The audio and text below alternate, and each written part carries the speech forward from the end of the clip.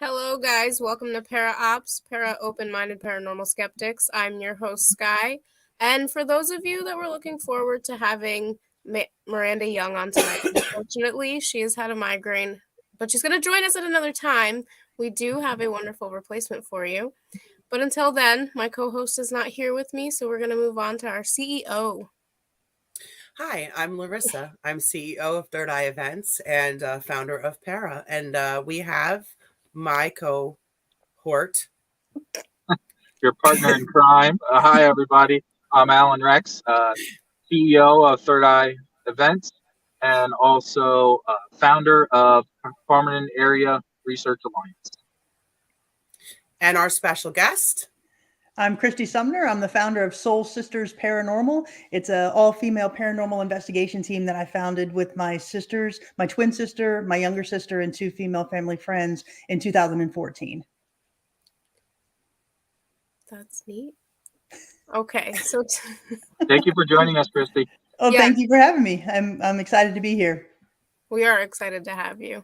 So tonight we have actually 3 clips instead of 1 to show you for evidence.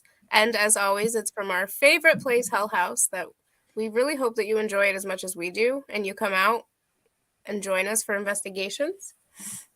Well, before we jump into that, Sky, yeah. I would like Dr. Sumner to tell us all about her and what she does and where she's been and who she is. Well, as I said before, I am Dr. Kris Sumner. I'm the founder of Soul Sisters Paranormal. And my sisters and I, we always had a fascination with the paranormal. And we all come from a research-minded background. So my twin has a PhD as well. My younger sister's a lawyer. But we always, when we watch these paranormal shows, we would say to ourselves, why didn't they ask this question? Or why didn't they use this technique? Or why did they do that and not this? And so we said, if we ever had the opportunity to conduct our own paranormal investigation, we'd jump at that chance. So in 2014, we were in Moundsville, West Virginia, which is where the West Virginia State Penitentiary is located. And we had a family friend that sat on the board of that facility. And he said, while you're here, why don't you just stay the night in the prison one of the nights that you're here and see if you can communicate with our spirits. And so we did that, and we came away with what we felt was very compelling, unexplained evidence. And so after that experience, we really wanted to, as best we could, elevate the paranormal in a more professional light, kind of maybe pull it from the mainstream and up into a more professional conversation. And so that's why we formed Soul Sisters Paranormal. We had a professional logo design made. We had our theme music played or created for us. And we did that because when we go to these locations, we want to give that professional appearance so people don't look at us like we have 3 heads. And I think that was really important. So, to date, we've investigated places like the West Virginia State Penitentiary, Trans-Allegheny, San Augustine Lighthouse, Villisca, Lizzie Borden House, Brushy Mountain. We were the first to investigate the Ma Barker House in Central Florida, which is an investigation I'm very proud of. So that's kind of what we've been doing since 2014. And then last year, I opened the historic Scott County Jail with my business partner, Miranda Young, from Ghost Biker Explorations. So that's pretty amazing. And the reason why I wanted to hear all that before we jumped into Hell House is part of what's important for this show is getting the background of the people, because this is ops. It's open-minded paranormal skeptics, and the perspective of the person it really does matter. It matters what hey, how you doing, Sarah? It matters. It matters what your background is, 100%, whether you have an education or not. Mm-hmm. It matters. Your real world experience absolutely matters. So those are important things. Your level of investigative experience. West Virginia Penitentiary. Mm-hmm. I'm super excited and stoked to be part of the Women's Paracon that's coming up. Mm-hmm. I can't wait to be investigating there. Trans-Allegheny, I've been there several times. So love it. Oh my God, love it. Mm-hmm. So that's all really super important. And then putting on that professional hat, moving from paranormal investigator or ghost hunter to paranormal investigator to parascience researcher, mm-hmm. super important. So that's why I asked you for your background. It's just very important for the show. So thank you for sharing that. Yeah, absolutely. And thank you for asking. And to your point, it really is something that we felt in 2014 that it was sort of lacking. But I think now as more we'll call them professional teams are coming to the forefront, it is more about the history. It is more about the research. It is more about putting out quality evidence, more so than trying to get likes and stuff. Now you do have the TikToker generation that is coming up, but I think that there's a difference. I think that there's the paranormal investigator who is in it for the historical narrative, for the tactile experience of going to these locations and actually feeling the tactical issue of being in there. And then you have, to your point, ghost hunters, which are more of the armchair quarterback, if you will. And then you've got the TikTokers who are just in it for the likes and the jump scares. And if you've put on the paranormal investigator hat, I think that's where you're getting the quality evidence. That's where you're getting the scientific evidence. That's where you're getting those people that are actually looking at it with a subjective eye and trying to really find the quality evidence more so than just getting likes and comments. Absolutely. Absolutely. Hey, Jennifer, some new names absolutely out there agrees. tonight. Yes. Oh, thank you, Sarah. There's Sarah with some more compliments. Absolutely. Yeah, Sarah's awesome. Yeah, absolutely. So jumping into the clips. So normally we only show one clip, but this we feel like I felt, and I was telling Sky before you came backstage, you kind of caught the tail end of that. We didn't know you could hear that. We kind of have this trio of tour goers. They came to Hell House in 2021 before it really became known at all. And we had a trail cam set up, and it was two more into the paranormal investigation, more like solo investigators. It's a woman and her daughter, and she brought her husband along, and he is a skeptic 100%. You could tell his hands are in his pocket, he's slumped over, and he's just like, I don't believe in any of this stuff. And it's great because he gets caught like in 4 different clips, just like, what's going on here? So we're gonna show 4, and they're kind of in sequence. The first one is you'll watch what's happening. 2 things happen in the clip, so just pay attention to the flashlight on the table and the bell jar. Now, do you know what a bell jar is? Mm-hmm. You know what a bell jar is. Okay, all right.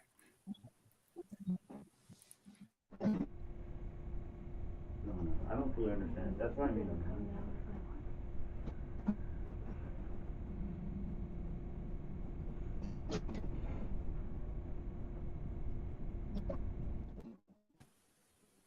Did you see it? Yeah, that was interesting. So you hear him go, you hear him say, I don't fully understand what's happening here. Mm-hmm. Yeah. And the flashlight behind him goes kind of on and off. Mm-hmm. Yeah, that is interesting. So it's like saying, hey, I'm here. This is what's going on. And so he was the one that's the skeptic, obviously. So we've got the 2 over here investigating. Okay. Yes. And I'm laughing because I know what spirit is in there doing that to him. And she actually comes across in the next clip. So if you want me to repeat the clip before I move on, let me know. Like, you tell me what sequence you want me to do this in. Do you want me to repeat it? Or yeah, we can go back and play that one more time. All right. Yeah, sure. You tell me. No, I don't fully understand. That's what I mean.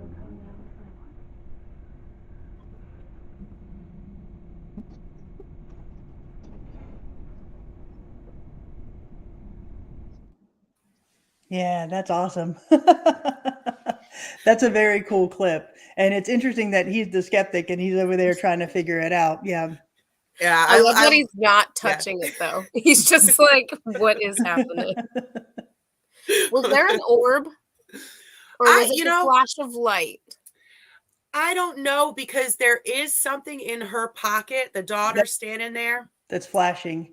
Okay. Yeah, that's kind of what I clued in on the first time. I was seeing the flashlight, but there was something in her pocket as well.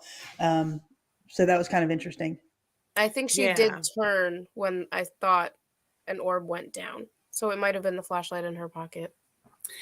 I think she might have had some kind of ghost balls in her pocket, and it did distract me a little bit. Mm-hmm. Well, what I thought when I first saw it, it actually looked like the thing in her pocket was flashing in sequence with the flashlight. So that's why I was wondering if you guys were picking up on that at all, because it looked like it was going around about the same time in the same sequence.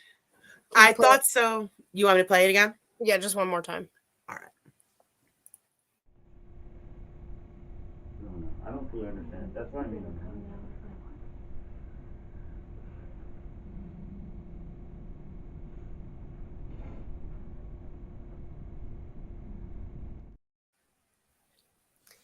I'm not It Kind sure. of almost interesting. it almost looks like it's blinking in response to whatever's in her pocket. Right, right. And I have to discredit what's in her pocket though, because she's got her hands there. So, Yeah, Yeah. you well, know, exactly. But I was wondering if the flashlight was almost in a response to what was going yeah. on in her Yeah, pocket, because it didn't it start. does The look like flashlight it. didn't start going off until whatever started blinking in her pocket. It does almost look like a response, like Morse code Exactly. responding. Who knows Yeah, Morse code? it's like yeah, I see your cat ball. I'll raise you this. Yes, yes. And I'll tell you at the end which spirit it is. And I'm sure, Sky, you already know which one it is too. That's one of our favorite rooms. That's actually the dining room. And that Hell House used to be, for a brief period in time, it was a restaurant in the 90s. So that's the Okay. dining room of the restaurant. Okay. Cool. Okay. Clip This number is, 2. yep. I was gonna. Well, I'm not. I'm skeptical of the technique used to. But what do you want?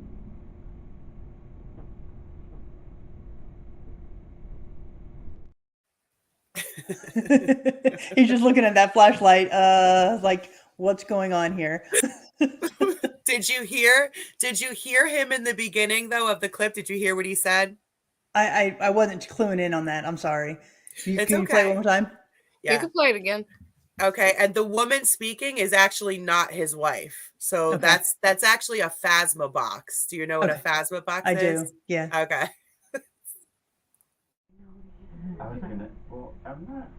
I'm skeptical of the technique used to. But what do you want?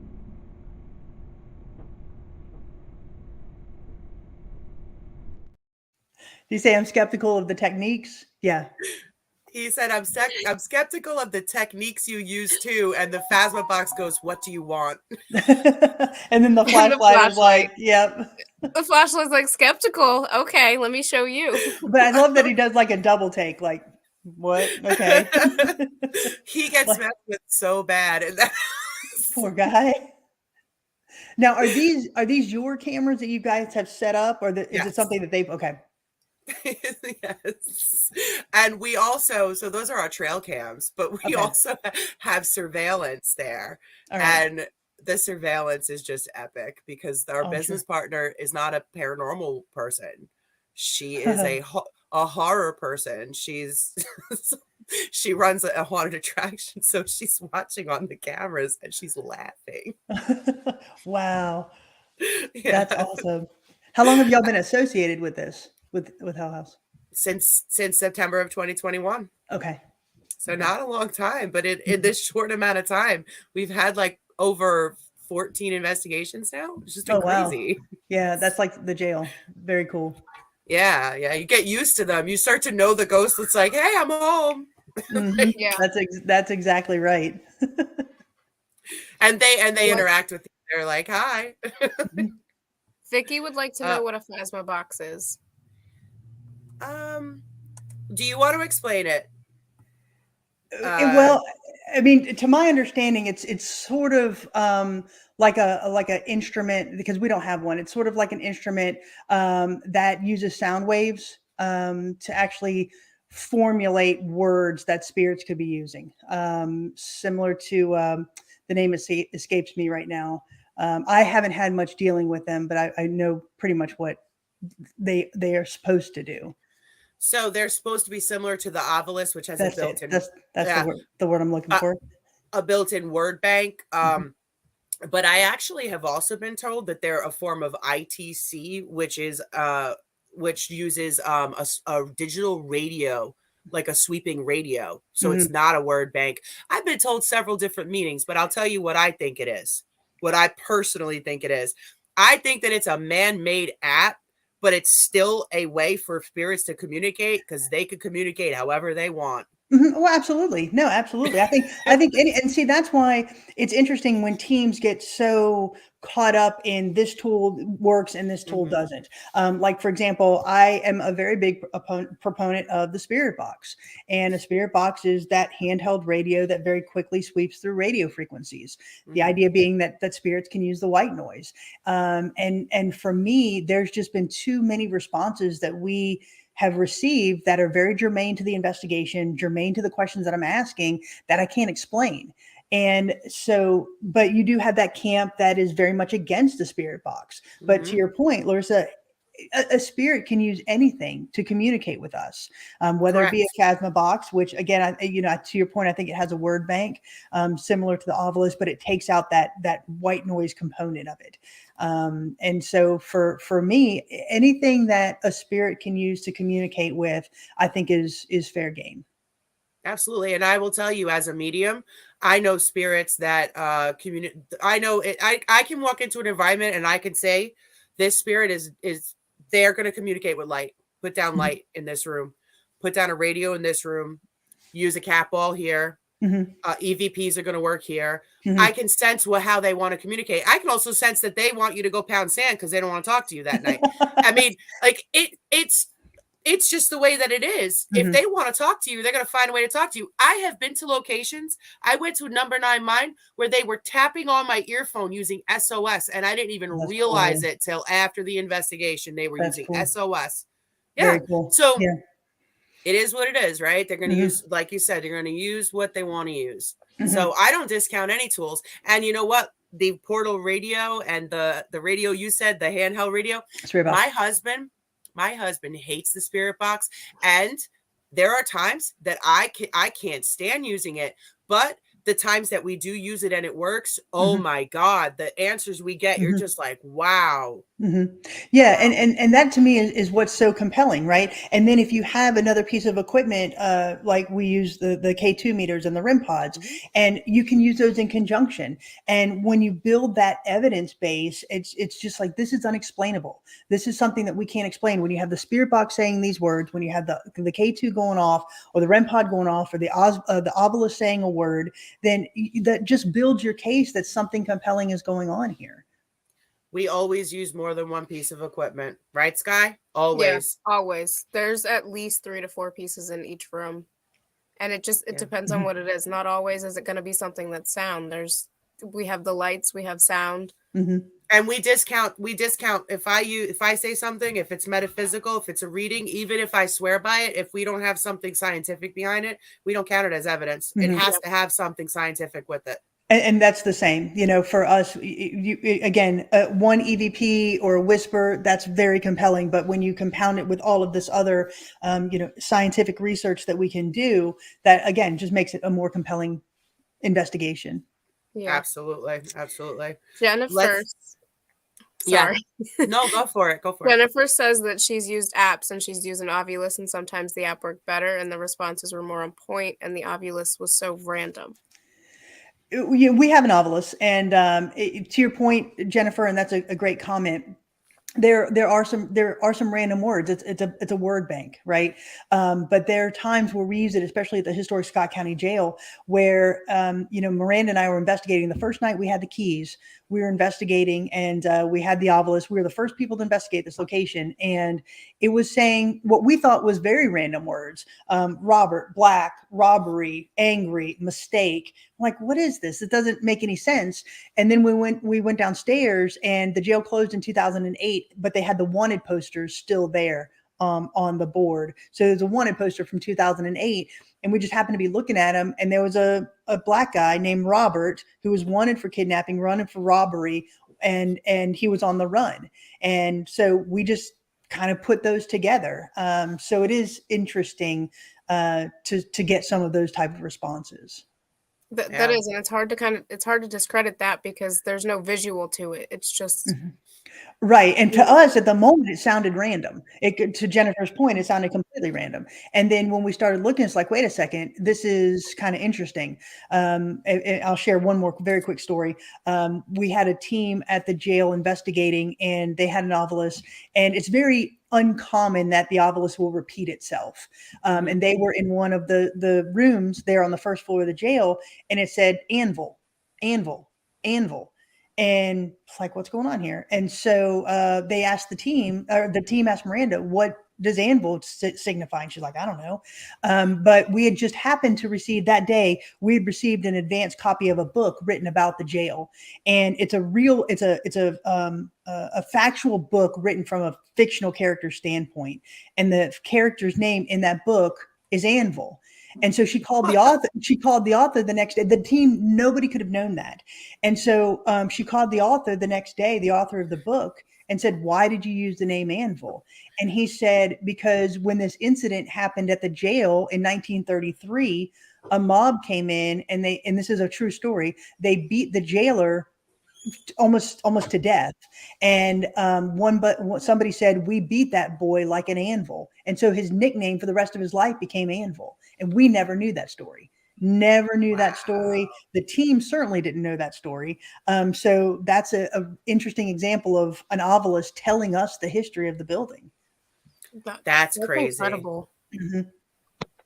Wow. Yeah, Larissa, remember when we were at Knickerbocker in the room with the military man? And I think we were doing Phasmabox in that room.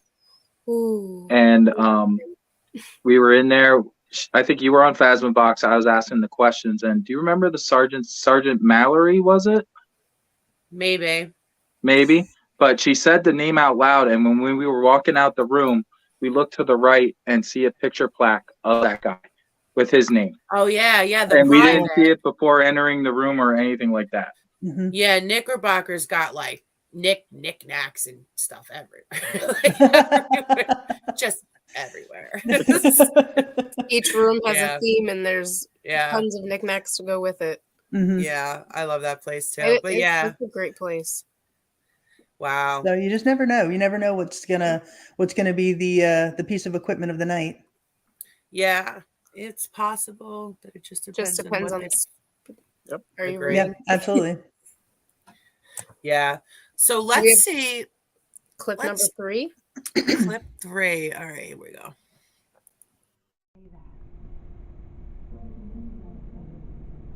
There was a woman that said, "Don't say that."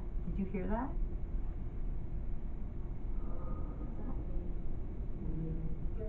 Did that go off? Yeah, well. And then the portal there said something. Don't say that. Don't say that. Yeah. That's again, a very cool piece of evidence. And then the last one that we have is an EVP. Mm-hmm. And I told you to wear earbuds because it's really hard to hear. And I hope you hear it. Mm-hmm. But what's cool about it is, and I wanted to get to this before we ran out of time. Hell House has a couple of things happening. One, there's no history on the building prior to 1969. Nobody can find history. Okay. Wow. I had a man approach me in a Dunkin' Donuts a few months ago and tell me that his family was the first people he said, I went to school with your husband. I was like, okay, I'm an implant. And he's a nice guy. He's a nice guy, but I'm an implant. And I was like, yeah. And he goes, that house you go find ghosts in? He goes, my family owned the first 100 acres of land in 1742 when we emigrated here. And one of those original farms is under a lake right now. It's under Beltsville Lake. I mean, cool guy. He told me all this history on it, but none of it's written down. It's all word of mouth passed on through 300 years, right? Almost 300 years of history. So none of it's actually in historical records. 1969 is the first recorded anything. No deaths recorded on nothing. Wow. Is it possible there was a fire at the jail? And I know records for like my family history have been burned in there. So is it possible that that's why there's no records? That there was a fire at the Carbon County jail where they hold records of things. There's a jail in Carbon County? We have a jail? Or the courthouse. There is a jail, though. Yes, there is. I meant the courthouse, though. The Carbon County courthouse held files, and I believe they had a fire at some point. I haven't been to it, so I don't know. It's possible. It seems like every time you try to go research something, the standard answer is, "Oh, you'll never find it. There was a fire. It destroyed everything. Yeah. There's a Yeah, fire. It I don't. destroyed everything." Well, you know what? Who knows? Maybe it was a hostile government takeover. I don't know. I have no idea, right? Flooding. I don't know. But I do know that there's no history. So that's the first thing. The second thing is anthracite coal mining is huge in this region. Huge. We have Beltsville Lake. We're surrounded by water by the lakes. And then you also have Hell House was filmed here, 3 of the movies. We have the haunted attraction here for 18 years has been running. I tell you those things because the entities inside this house, most of the EVPs we catch, most of the images that I catch and see, most of the communication we get across our ITC devices, our Phasma box, our portal radio, are all repeats of words and phrases and images from the movies, from the local legend built around the haunted attraction. Wow. So this clip, this EVP is a Latin phrase, and the movie Hell House, if you haven't seen it, it's about a haunted attraction that goes awry because there's a demonic entity, and in the freaking movie, she's speaking in Latin. Okay. Don't watch the movie if you ever come to investigate. Wait until creepy. Creepy. So let's see if you can hear it. It's towards the end. Okay. It's a whisper.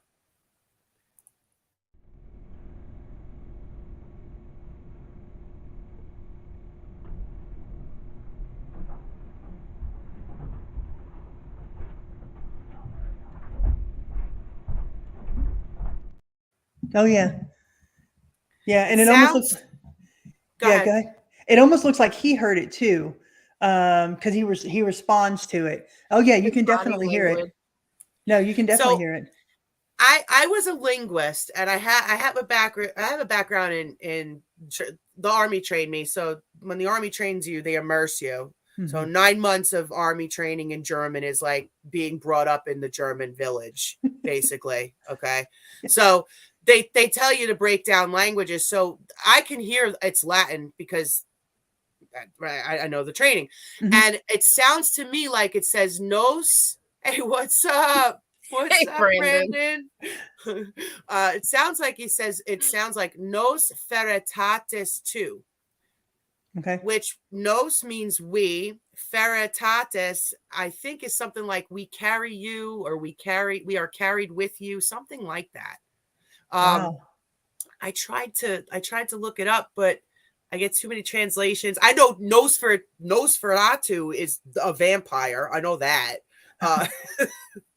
But yeah, it's one of several Latin phrases that we got. I know one of the phrases we got, another EVP, is Malachi, something, and it translates to Malachi is in the corn, and she has a Children of the Corn attraction. Yeah. So like they're in there running amok, like they're just running amok in that place. That's wild. Yeah. No, you can definitely hear it there at the end, and it's interesting that he heard it. It looks like he heard it in the moment as well. Can you play it again? I will play it again, and then I will leave you with the final story of that man. Okay.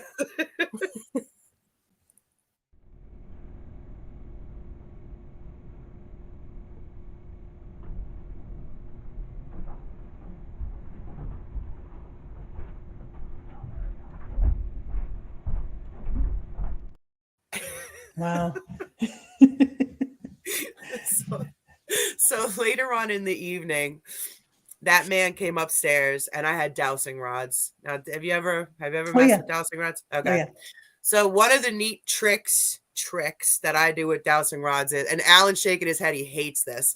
I'll have somebody hold them. Okay. And I'll stand a ways away, and I'll move them. Just by going like this, I'll make them move. I'll make them spin. Well, cool. You hold them.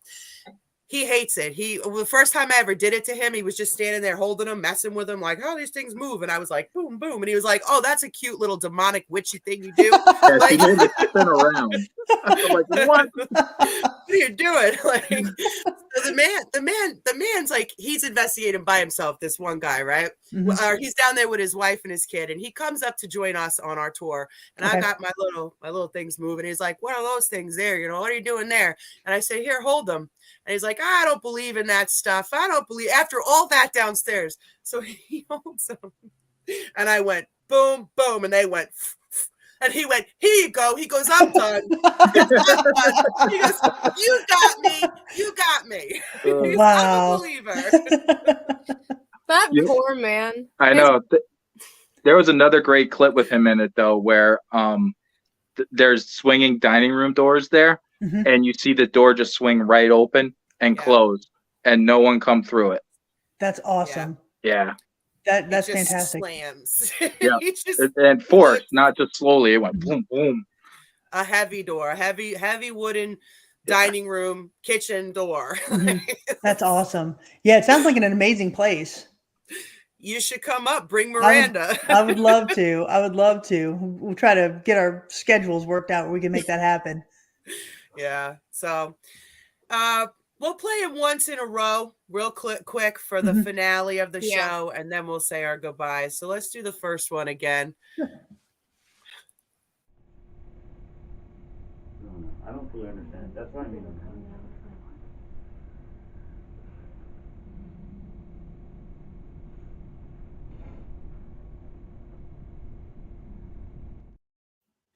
I love that one Mhm. Yeah. with the flat.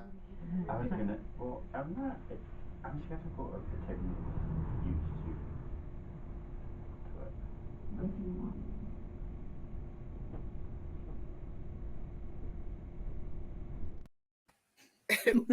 it. He's like, it just came out again, people.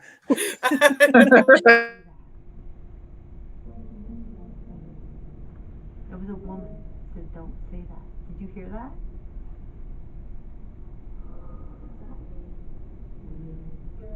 Did that go off? Yeah, it went off. I can't. I'm done.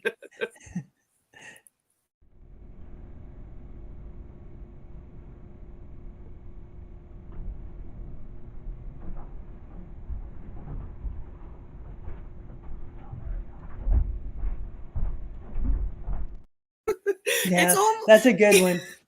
With that last one, there's orbs up at the top. I don't know if anyone else knows it, but there's orbs, and he follows them.